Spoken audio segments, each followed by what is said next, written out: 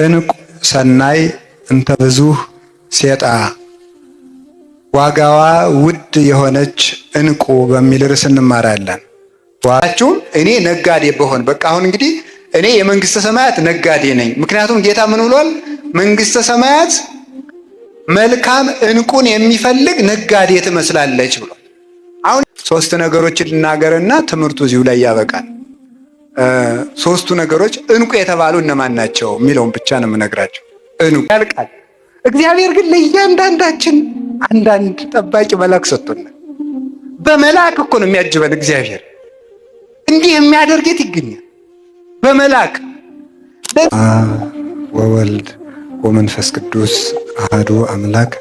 በስመ አብ ወወልድ ወመንፈስ ቅዱስ አሐዱ አምላክ። በባህሪው ሞት በመንግስቱ ሽረት የሌለበት ቅድመ ዓለም የነበረ ይህንን ዓለም በካህሊነቱ የፈጠረ ዓለምን ፈጥሮ በቸርነቱ የሚመግብ ስጋችንን ለብሶ ከውድቀታችን ያዳነን መድኃኒታችን ኢየሱስ ክርስቶስ በሀብት ስቦ በረድኤት አቅርቦ በቅዱስ ቦታው እንድንሰበሰብ ስለፈቀደልን በልባችን አስበን በአንደበታችን ተናግረን ስለማንፈጽመው ቸርነቱ ስሙ የተመሰገነ ይሁን። እግዚአብሔርን የወለደችልን የድኅነታችን ምክንያት የቤተ ክርስቲያናችን ንጽሕት ምልክት ወላዲት አምላክ ቅድስት ድንግል ማርያም፣ ቅዱስ መስቀሉ፣ ቅዱሳን መላእክት፣ ቅዱሳን ነቢያትና ሐዋርያት፣ ቅዱሳን ሰማዕታትና ደናግል፣ ቅዱሳን መነኮሳት፣ ጻድቃን የሁሉም በረከታቸው ይደርብን። እንቁ ሰናይ እንተ ብዙኅ ሴጣ ዋጋዋ ውድ የሆነች እንቁ በሚል ርዕስ እንማራለን። ዋጋዋ ብሉ ውድ የሆነች እንቁ። እንደገና በሉ ዋጋዋ ብዙ የሆነች እንቁ። ሶስተኛ በሉ ዋጋዋ ብዙ የሆነች እንቁ በሉ።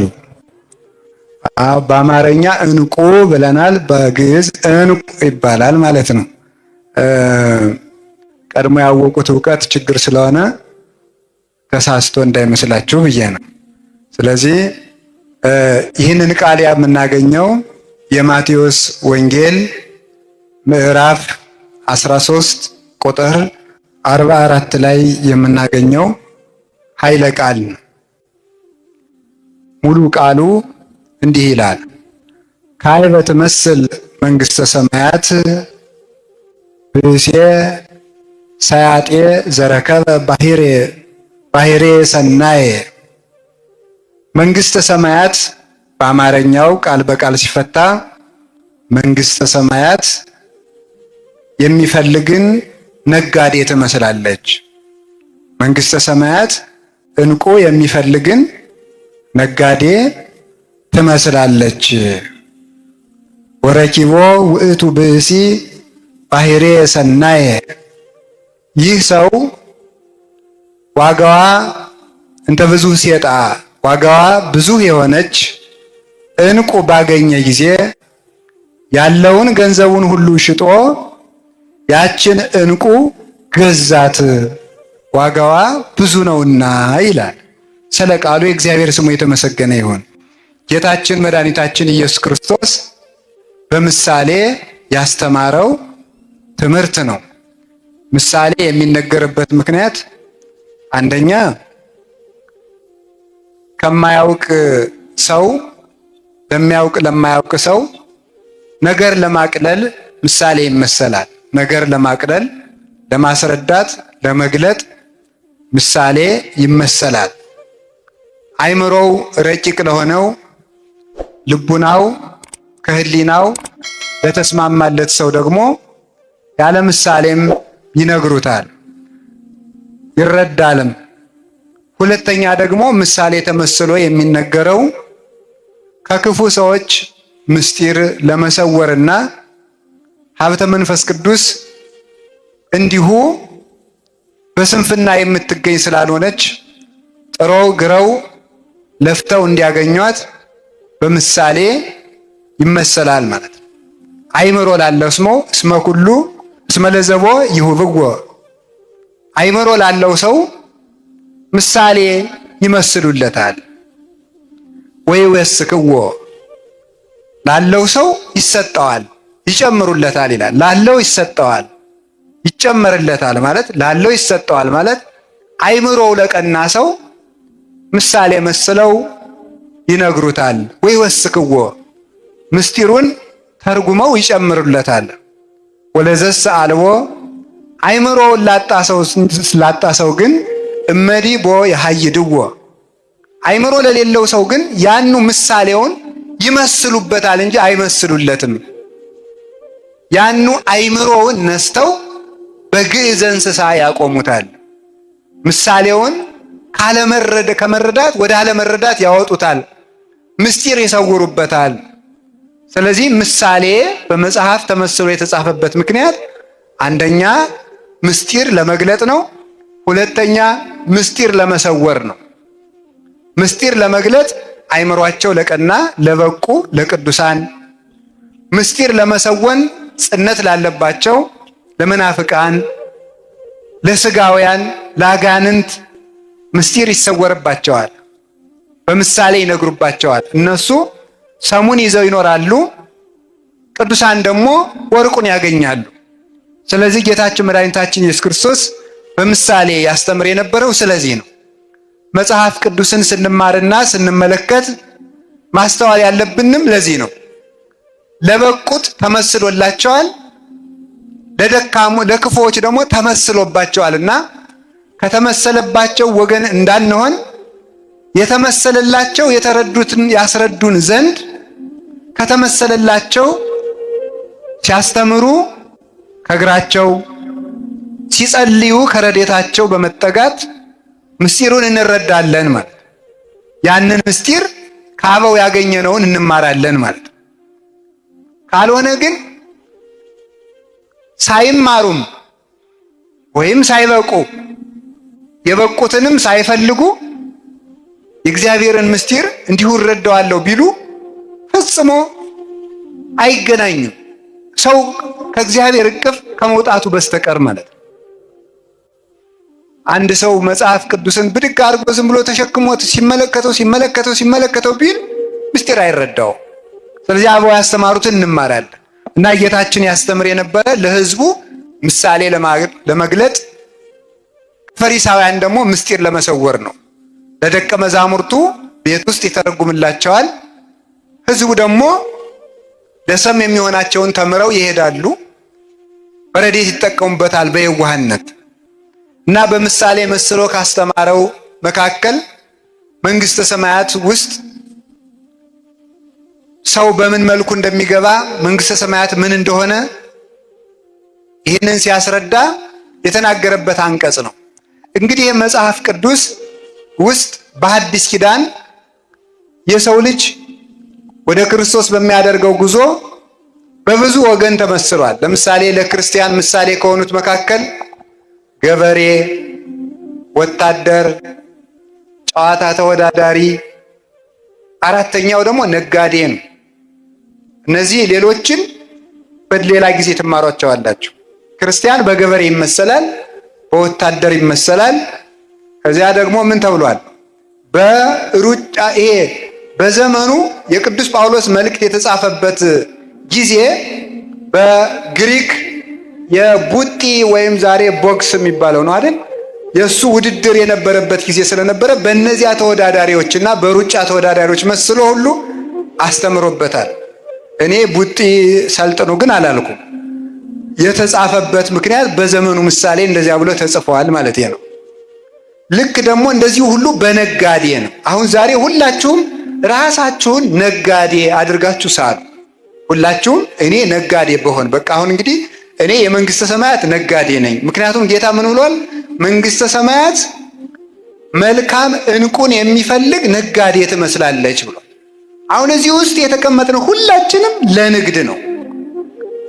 ነጋዴ የሚያወጣው አለ፣ የሚያጣው አለ፣ የሚያገኘው አለ፣ የሚያተርፈው አለ፣ የሚያከስረው አለ፣ የሚያማክረውም አለ። እነዚህን ለይቶ ማወቅ አለበት። ምን አወጣለሁ፣ ምን አጣለሁ፣ ምን አገኛለሁ፣ ምን እከስራለሁ ማለት የነጋዴ አንዱ እኮ ተመልከቱ፣ ነጋዴ የሚያሰኘው አንዱ ምንድን ነው? ምን ይመስላችኋል? የመጀመሪያው ምን ያበላል የሚል ማወቅ አለበት። አሁን የሚሸጥ ምንድን ነው? ድንች በሚሸጥበት ጊዜ ጓያ የሚሸጥ ከሆነ ይከስራል ማለት ነው። ሰውዬ የሚሸጠውን አሁን ምንድን ነው የሚያበላ፣ ትክክለኛው ንግድ ምንድን ነው ብሎ ንግድ ማወቅ አለበት። የት ነው የምነግደው ብሎ ደግሞ ማወቅ አለበት አንድ ሰው ማለት። አሁን አንድ ሰው ገዳም መጥቶ ከረሜላ ቢል ይከስራል። የሚሸጥበትን ማወቅ አለባችሁ ማለት ነው። የት እንደሚሸጥ ካልታወቀ ይከስራል። ንግድ ጊዜ አለው። ንግድ ምንነት አለው፣ የትነት አለው። መቼት ነው የሚባለው በዚህ በስነ ጽሑፍ ቋንቋ መቼት ይባላል። መቼና የት ማለት ነው። መቼት የሌለው ክርስቲያን እንዴ! የስነ ጽሑፍ ባለሙያዎች መቼት እያሉ እናንተ መቼት አልባ ትኖራላችሁ። መቼና የትን ለይተን ማወቅ አለብን። መቼ ነው የሚያዋጣኝ፣ የት ነው የሚያዋጣኝ ብሎ መናገር አለበት። እንኳን ንግድ እኮ ንግግር ያለ ጊዜውና ያለ ቦታው ከተነገረ ያጠፋል።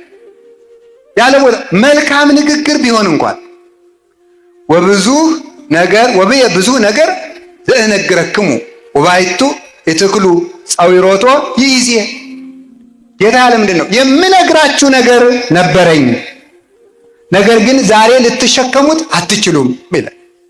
ጊዜ አለው። ሰው የሚሰማበትም ጊዜ አለው፣ የሚናገርበትም ጊዜ አለው። ለሁሉም ነገር ጊዜ አለው። ያለ ጊዜው መከራ ብቻ ሳይሆን ጸጋ ራሱ ጥፋት ነው። ያለ ጊዜው ከመጣ ጸጋም ቢሆን ያጠፋል። ጊዜ ያሻዋል በእውነቱ ማለት ነው። ጊዜውን ጠብቆ ታግሶ መቆየት ይገባል። ተአገሶ ለእግዚአብሔር ወቀፍ ፍኖቶ ወውእቱ ይሬሰየከ ከመ ትረሳ ለምድር። እግዚአብሔርን ታገሰው፣ ቆየው፣ እርሱም ርስትን እንድትወርስ ያደርግሃል ይላል ቅዱስ ዳዊት። እና የሚነግደውን መቼ፣ የሚነግደውን የት የሚያውቅ እንደገና የሚነግደውን ምንነት የሚያውቅ አንድ ሰው እግዚአብሔር ያሳያቸው። የንግዱ ወረት 100,000 ብር፣ የሚዝናናው በ200,000 ብር ከሆነ ይሄ ነጋዴ ነው ምንድን ነው? ቀልደኛ መሆን አለበት ማለት ነው። 100,000 ብር ያወጣል። 100,000 ብር አይነቱ ነው። ወይም 100,000 ብር ያተርፋል፣ 200,000 ብር ያወጣል። ነጋዴ ማለት በራሱ እኮ በኢኮኖሚክስ ትምህርትም እናንተ እንደምትሉት እኔ ተውሸ ነው እንደምትሉት እኮ አንድ ሰው ነገደ የሚባለው ወጪው አንሶ ገቢው ሲበዛ ማለት ነው። የነጋዴ ይባላል። ወጪው አንሶ ገቢው ሲበዛ ይህ ሰው እየነገደ ነው ይባላል። ሀገርም አደገች የሚባለው እንደዚያ ነው። እንግዲህ እሱን ለገቢዎች ሚኒስቴር እንተዋለን፣ የሚያገባኝ ነገር የለም። ዋናው ሀገርም አደገ የሚባል ጥቂት አስወጥታ ብዙ ስታስገባ ነው። እንደሱ ነው እንጂ በሬ ኤክስፖርት አድርገን ቆዳና ሌጦ አስገብተን ሀገራችን አደገች አንልም አይደል?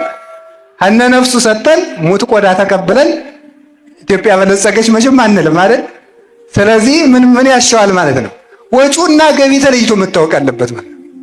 ዝም ብሎ እኮ ሰው እኮ እና ንግድና ወጪና ገቢ መታወቅ አለበት። እና የምናወጣው ጥቂት የምናገኘው ብዙ። ኑሮ ማለት ይሄ ነው። በአጠቃላይ በምድር ያለ ነው የህይወታችን መንገድ ኑሮ ነው። አጠቃላይ የሰው ልጅ ኑሮ በራሱ ንግድ ነው። ፖለቲከኞች ይላሉ አይደል? በጣም ምንድን ነው የሚባለው? ማን ኢዝ ባይ ኔቸር ፖለቲካል አኒማል ይባላል አይደል? ሰው በተፈጥሮ ፖለቲካዊ። እኔ አላልኩም፣ እናንተ ነው ያላችሁት። ሰው በተፈጥሮ ፖለቲካዊ ነው እኔ ያልኩኝ። እንስሳ ያላችሁ እናንተ ናችሁ። ራሳችሁን እንስሳ አትበሉ። ስለዚህ ሰው በተፈጥሮ ፖለቲከኛ ነው ይላሉ። እንግዲህ ፖለቲከኞች ነው እንደዚያ የሚሉት። እኔ እንደዚህ ምንድነው? ምክንያቱም ፖለቲካ ማለት እንዴት እንጠበቅ ማለት ስለሆነ ሰው ራሱ ፖለቲከኛ ነው ይላል። ለምሳሌ ጓሯችን አይጥ እንዳይበላው ምን እናድርገ? ይሄም ፖለቲካ ነው። ይሄ ፖለቲካ ነው። ባክቴሪያዎች እንዳይገሉን ውሃ አፍልተን እንጠጣ። ይሄም ፖለቲካ ነው። ፖለቲካ እንዴት ተጠንቅቀን እንኑር ስለሆነ ይሄም ቢሆን ፖለቲካ ነው የሚሉት እንግዲህ ለባለሙያ እንግዲህ እሱንም ለፖለቲከኛ ትቻለሁ። ግን እኔ ከሱ ይቅድቅ ሰው በተፈጥሮ ነጋዴ ነው። እስኪ በሉ ሁላችሁም፣ ሰው በተፈጥሮ ምንድን ነው? በሉ እንጂ። ለምሳሌ ስንወለድ የስንት ወር ሰው ነበር ንገሩኝ?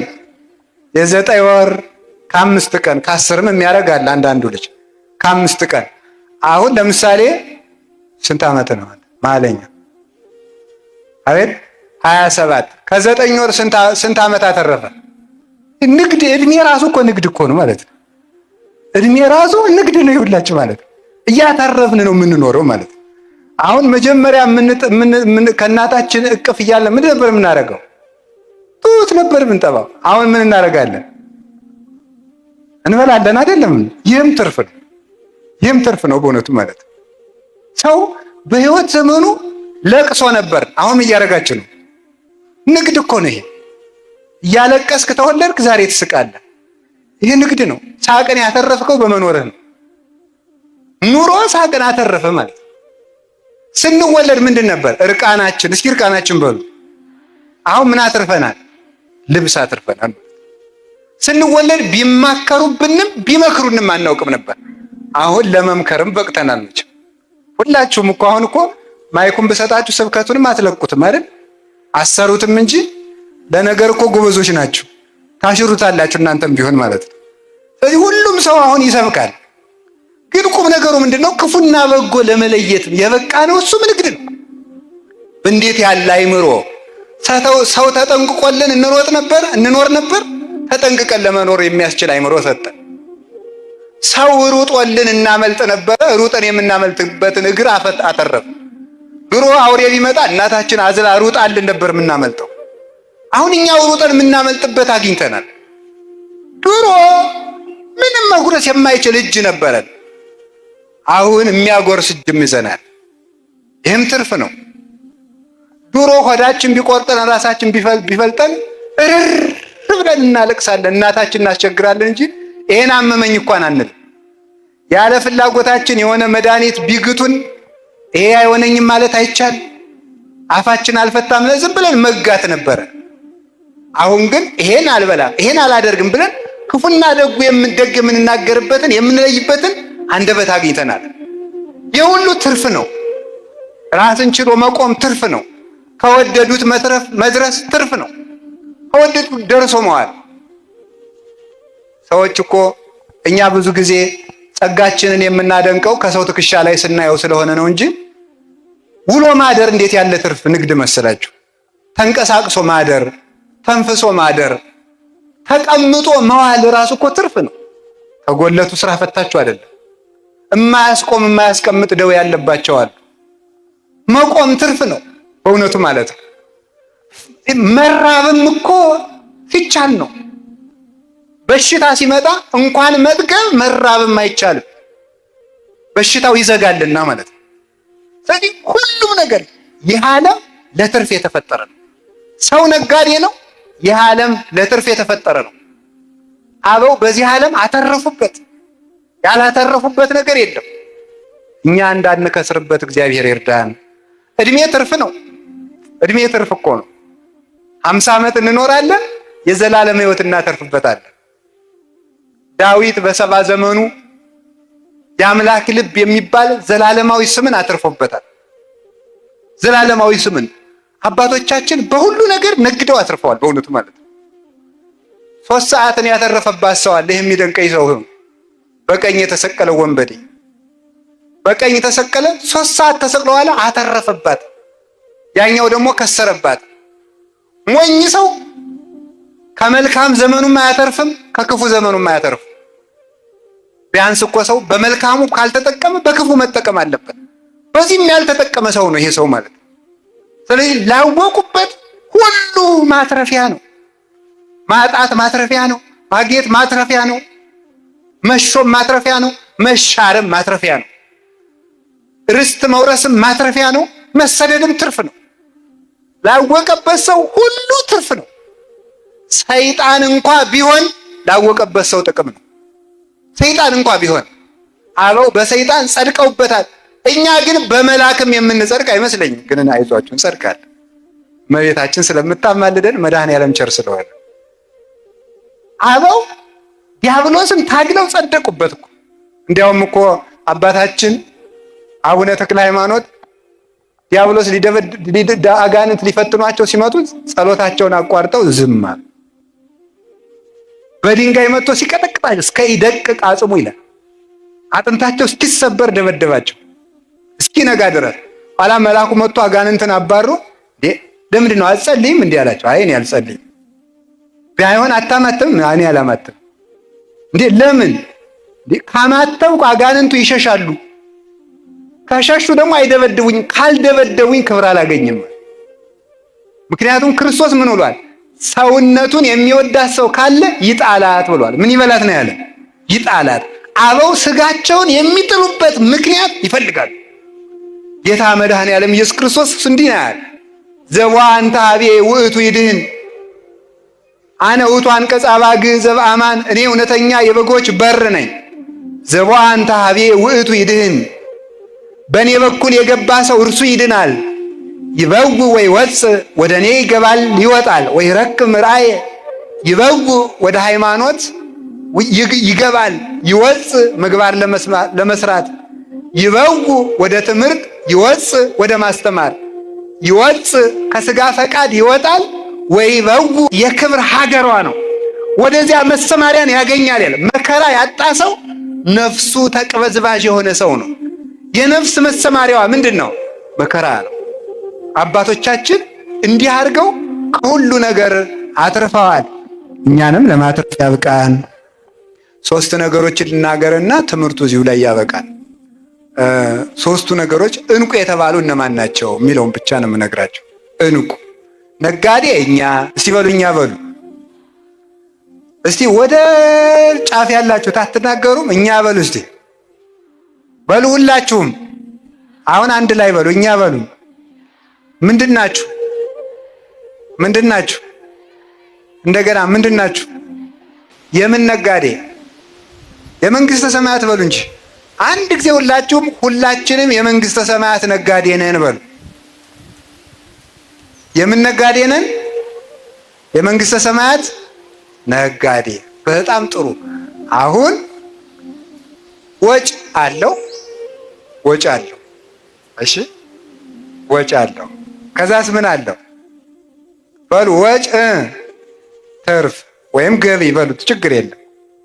አሁን ምን አለ? መንግስተ ሰማያት ህገ ወንጌል፣ ህገ ወንጌል ተስፋ፣ ተስፋ እግዚእነ ኢየሱስ ክርስቶስ ምን ይመስላል አለ?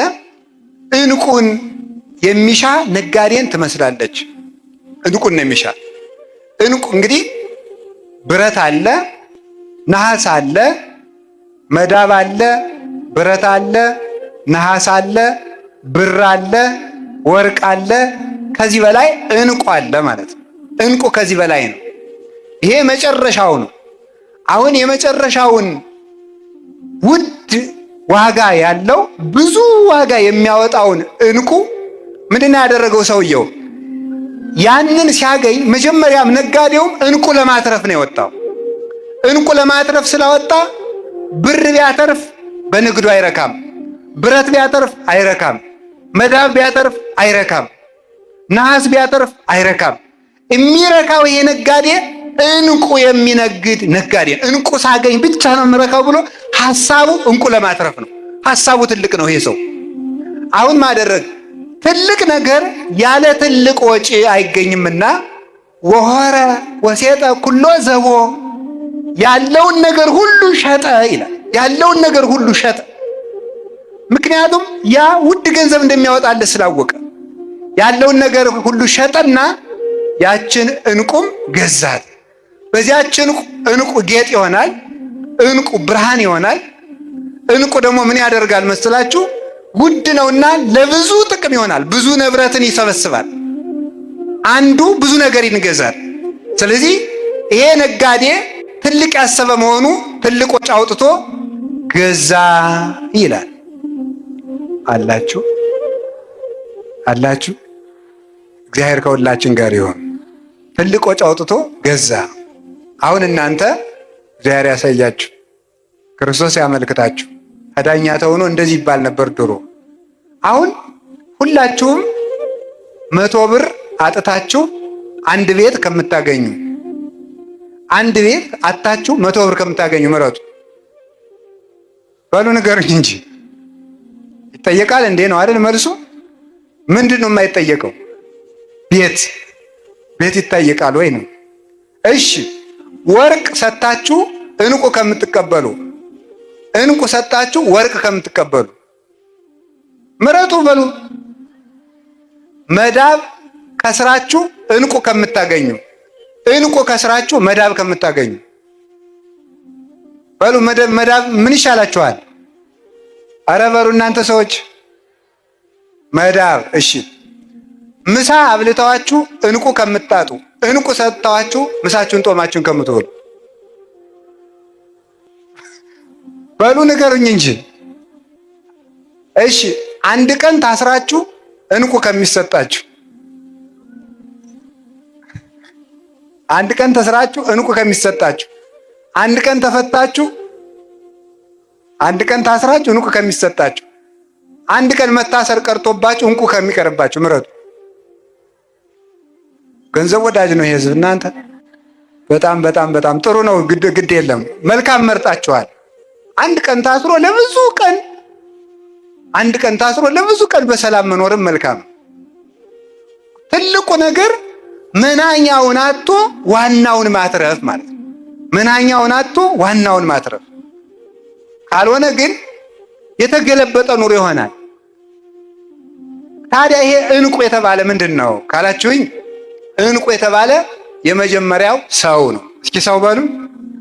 ሰው ምን ይባላል? እንቁ ይባላል። ሰው በጣም ውድ ንብረት ነው በእውነት ማለት ነው። በጣም ውድ ንብረት ነው። እንደ ሰው ያለ የተከበረ ዋጋ ያለው ፍጥረት የለም።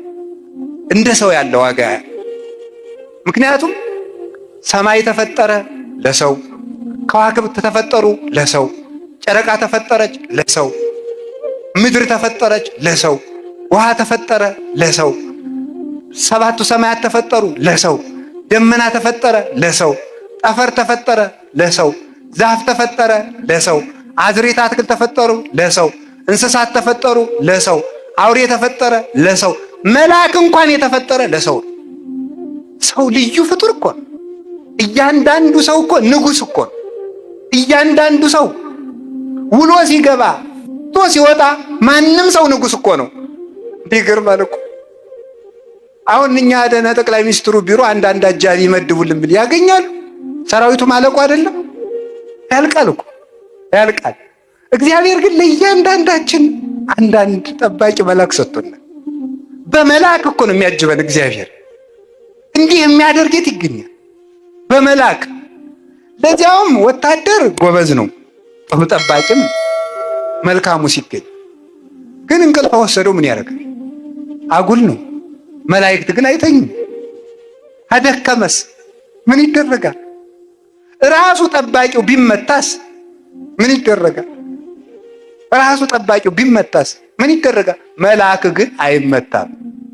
መልአክ አይመታም፣ ረቂቅ ነው። ስለዚህ ክርስቶስ ምን እንለዋለን? አቃቢነ ዘይማሰል፣ የማይለወጥ ጠባቂያችን እንለዋለን። በዘመናት የማይለወጡ በእውነቱ ማለት ነው። ለመልአክ ጉቦ መስጠት አይቻልም። አይቀበልማ። የት አግኝተው ውስጥ ትሰጠዋለህ? የት አግኝተው? የሚሰጥ ቢሆን ኑሮ እኮ አጥፍታችሁን ነበረ። ለመልአክ ጉቦ ሰጣችሁ፣ አይቀበልም። የሚሰጥም የለ የሚቀበልም የለ።